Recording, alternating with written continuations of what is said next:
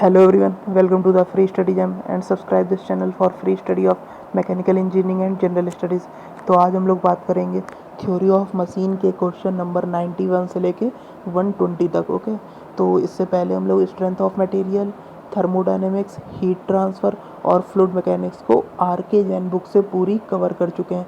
तो उसकी मैंने अलग से प्लेलिस्ट बना दी है, तो आप लोग जाके उसको देख सकते हैं। ठीक, तो अभी हम लोग करंट में थ्योरी ऑफ मशीन को कंप्लीट करेंगे। तो स्टार्ट करते हैं आज का लेक्चर। 91 है, a cam mechanism imparts following motion, reciprocating, rotating और ऑसिलेटिंग। ठीक, ये तीनों ही मोशन करता है कैम, तो इसलिए इसमें करेक्ट ऑप्शन होगा डी। और जो फॉलोअर होता है वो सिर्फ रोटेटिंग और रेसिप्रोकेटिंग करता है। ठीक, इसके बाद 92 है, a cam with a roller follower would constitute following type of pair.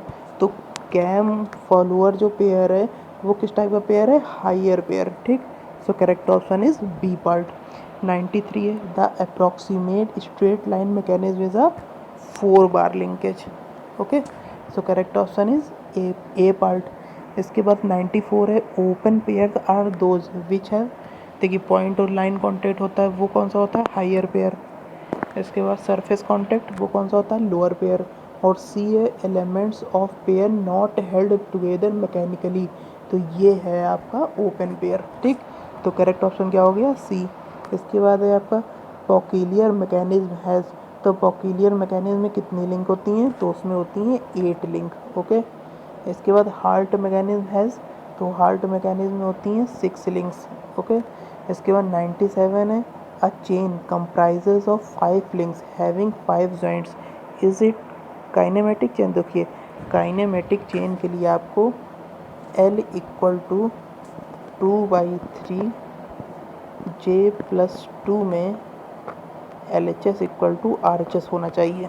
ठीक, तो लिंक कितनी है? 5, जॉइंट्स कितने? 5। ठीक, तो 5 + 2 7, ये तो फिर होगा नहीं क्योंकि ये तो पॉइंट में आएगा फिर, इसलिए ये LHS इक्वल टू RHS तो है नहीं, तो इसलिए ये काइनेमेटिक चेन नहीं है। Okay, so correct option is B part.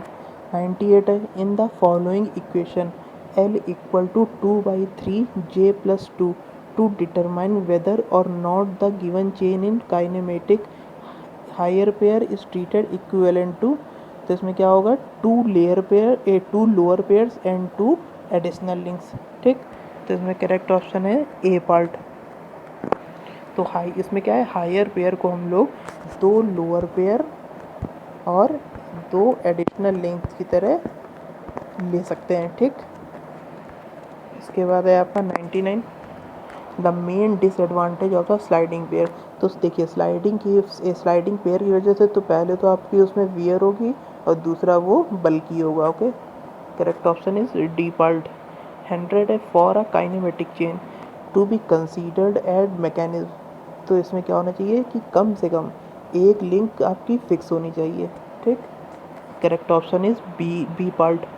इसके बाद 101 है, an eccentric C pivoted at one point rotates and transmits oscillatory motion to a link whose one end is pivoted and other end is connected to it, this mechanism है। तो सबसे पहले देखिए जो link oscillatory motion कर रही होगी वो हो गई एक लिंक, और एक आपकी फिक्स होगी और 2 लिंक हो गई आपकी इसेंट्रिक सी वाली, तो टोटल कितनी हो गई है? 4। तो इसमें कितनी लिंक होगी? 4। Correct option is C part. 102 है, Whitworth quick return mechanism is obtained by inversion of slider crank mechanism. ठीक, तो ये होता है इसमें इस तरह से, तो इसमें जब क्रैंक को हम फिक्स करते हैं तो ये हमें मिलता है Whitworth quick return mechanism. Okay, इसके बाद 103 है, in its simplest form a cam mechanism consist of following number of links. तो सिंपलेस्ट फॉर्म में कैम मैकेनिज्म कितनी लिंक होती हैं? 3। So correct option is C part. इसके बाद 104 है, which of the following mechanism produces mathematically an exact straight line motion, तो इसमें करेक्ट ऑप्शन होगा सी पार्ट, पॉकिलियर मैकेनिज्म। ठीक, तो देखिए SS रतन बुक में लोअर पेयर करके एक चैप्टर दिया हुआ है, उसमें उसमें लिस्ट दी हुई है कौन सी अप्रॉक्सीमेट स्ट्रेट लाइन मैकेनिज्म है और कौन सी स्ट्रेट लाइन मैकेनिज्म है, तो उसको आप लोग देख लीजिएगा और उनमें हर मैकेनिज्म में कितनी लिंक है ये भी आप लोग याद कर लीजिएगा, ठीक। तो ये 2 चीज़ें आपके होमवर्क हैं, तो इसको आप लोग देख लीजिएगा एसएस रतन बुक से। इसके बाद 105 है, in a mechanism in a mechanism usually one link is fixed if the fixed link is changed in a kinematic change then relative motion of other links will be same, ठीक। तो जो other link का motion मतलब कि जो relative motion होगा at last वो same रहेगा। इसके बाद 106 है, अ काइनेमेटिक चेन रिक्वायर्स एटलीस्ट, तो आपको कुछ नहीं करना, L इक्वल टू 2/3 J+2 में आपको पुट करके देख लेना है कि किस में LHS इक्वल टू RHS आ रहा है। तो जब आप जब 4 लिंक और 4 टर्निंग पेयर को इसमें पुट करेंगे तो ये LHS इक्वल टू RHS बराबर आएगा, ठीक। तो करेक्ट ऑप्शन है सी पार्ट। इसके बाद 107 है, in a drag link quick return mechanism the shortest link is always fix the sum of the shortest and longest link is less than the sum of other two. ये class 1 है, ठीक। Shortest plus longest is less than other, ठीक। ये class 1 है और class 2 में इसका opposite होता है, ये होती है ग्रेटर देन, ठीक। इसके बाद 108 है, the following is the inversion of slider crank chain. Whitworth quick return mechanism जब क्रैंक को फिक्स्ड करेंगे, हैंड पंप जब स्लाइडर को फिक्स करेंगे, ऑसिलेटिंग सिलेंडर इंजन जब कनेक्टिंग रॉड को फिक्स करेंगे। तो इसमें तीनों ही ऑप्शन सही हैं, ठीक। All of the above are the inversion of slider crank mechanism. इसके बाद 109 है, kinematic pairs are those which have, तो ये काइनेमेटिक पेयर वो होंगे जिनमें वो होगा रिलेटिव मोशन होगा, ठीक। तो इसमें करेक्ट ऑप्शन है B part, 2 elements having relative motion. इसके बाद 110 है, according to criterion of constraint by AW Klein. तो इसमें कौन सा रिलेशन सही है, J+H/2 3/2L - 2। तो इसका करेक्ट ऑप्शन है ए पार्ट। इसके बाद 111 है, a quaternary joint is equivalent to, तो वो 3 बाइनरी जॉइंट के बराबर होता है, ठीक। और 1 टर्सरी जॉइंट 2 बाइनरी जॉइंट के बराबर, ओके। इसके बाद 112 है, a typewriter mechanism has 7 number of binary joints 6 links and none of higher pairs the mechanism is, तो इसमें आप ये पुट करिए 3/2 J+2, लिंक कितनी है 7, 3/2 और इसमें फिर वो बाइनरी जॉइंट कितने हैं, बाइनरी जॉइंट 7 है और लिंक 6 है, ओके, ठीक। 7+2, तो ये तो इक्वल टू नहीं आ रहा है, LHS इक्वल टू RHS, इसका मतलब ये काइनेमेटिक चेन नहीं है। So correct option is B part, okay. तो इसको आप लोग सॉल्व अपने आप से करिएगा।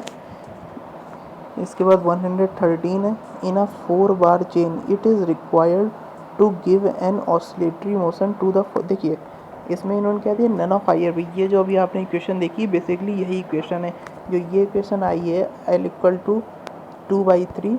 इसमें क्या है कि इसमें हायर पेयर को 0 पुट करा है, तो जब इसको अरेंज करेंगे तो J+2 इक्वल इंटू 2/3 J+2, और उसमें क्या दिया था 6 लिंक दी हुई थी, तो LHS में तो आएगा 6। इसके बाद J दिया हुआ था 7, तो 7 + 2 3 से 9, तो 3 × 2 2 × 3 6, तो इसमें काइनेमेटिक चेन होगी, ओके। तो स्टार्टिंग में पहली बार में वो कैलकुलेशन मिस्टेक थी, तो इसमें 6 इक्वल टू 6 आएगा, LHS इक्वल टू RHS, इसका मतलब ये काइनेमेटिक चेन है। तो 112 का क्या होगा, ए पार्ट, काइनेमेटिकली साउंड। इसके बाद 113 है, in a 4 bar chain it is required to give an oscillatory motion to the follower for a continuous rotation of the crank for the length of 50 mm of crank and 70 mm of the follower. Determine theoretical maximum length of coupler. The distance between fixed pivots of crank and follower is, तो देखिए यहाँ पे इन्होंने distance नहीं दी है, तो ये आप मान लीजिए कितनी होगी 65, ठीक। तो 65 है, तो इस तरह से ये हो गई आपकी 4 बार चेन, ठीक। ये है 65 और ये क्रैंक है आपकी 50 और इसकी तो पता करनी है, और ये कितनी है, ये है 70, ठीक। अब हमें पता है shortest plus longest is less than other link, तो शॉर्टेस्ट तो हमने मान लिया क्रैंक है, ठीक। और लॉन्गेस्ट अभी हमने माना कि 70 वाली लिंक है, और इसको लेस देन कर दिया कपलर की, मान लिया P, ये p प्लस 65, ओके। तो ये कितनी होगी 70 प्लस 50 120, और इसके बाद p प्लस 65, तो ये कितनी हो जाएगी, ये 120 में से 65 जाएगा 55, ठीक। जो आपकी कपलर की लिंक होगी वो मैक्सिमम होगी 55 से, ठीक। और इसके बाद अब हमने माना कि क्रैंक तो शॉर्टेस्ट है, अब हमने मान लिया कि जो लॉन्गेस्ट लिंक है वो है हमारी कपलर की लिंक। इसके बाद less than other 70 plus 65, okay.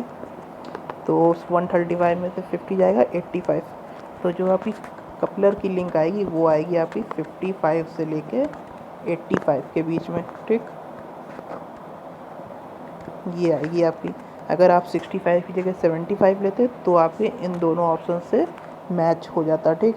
तो अभी तो मैंने 65 ऐसे ही लिया है रैंडम, बट अब अगर इसमें 75, क्योंकि इन्होंने दिया नहीं है कि फिक्स्ड लिंक, जो आपकी फिक्स्ड लिंक है उसकी मतलब डिस्टेंस कितनी है, तो हमने 65 से रैंडम वो नंबर ले लिया था। अब आप लोग 75 लेंगे तब इनका आंसर मैच होगा, ठीक।